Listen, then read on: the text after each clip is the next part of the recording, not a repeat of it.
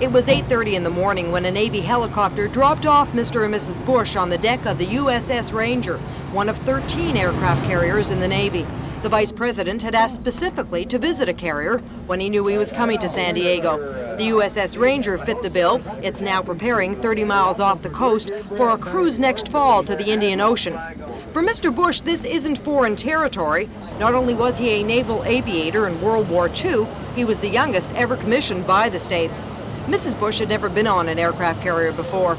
After a visit to the bridge, it was off to see what's called connected replenishment with the destroyer, the USS Fletcher. The Navy is proud of its ability to refuel and resupply without stopping, as the Soviets still have to do.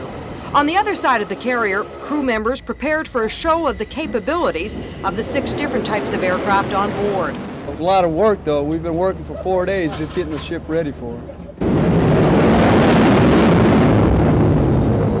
With the Vice President's party, as well as many of the 5,000 crew members looking on, some of the most sophisticated fighter planes in the world flew by, some at supersonic speeds.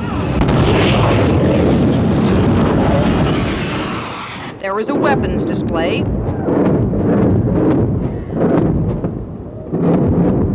and a search and rescue show of special interest to the Vice President, who was actually shot down in the Pacific Arena. In a brief speech to the crew, the Vice President defended the President's defense policies. I believe that the best way to get the arms reduction, to get the agreement with the Soviet Union that everybody wants, is to deter aggression, to keep the United States Armed Services, and that certainly means the Navy, strong, and to go forward with a defense program that makes inordinately good sense for the 80s. Then, after saying it had been an outstanding day and receiving a replica of the ship's bell from the oldest commissioned officer in the Navy, the Vice President's visit to the Ranger was over. Of course, the real purpose of the Vice President's trip to the West Coast was to raise money for the Republicans. He'll get a chance to do that tonight at another fundraiser in Los Angeles. Lorraine Kimmel, News 8 on the USS Ranger.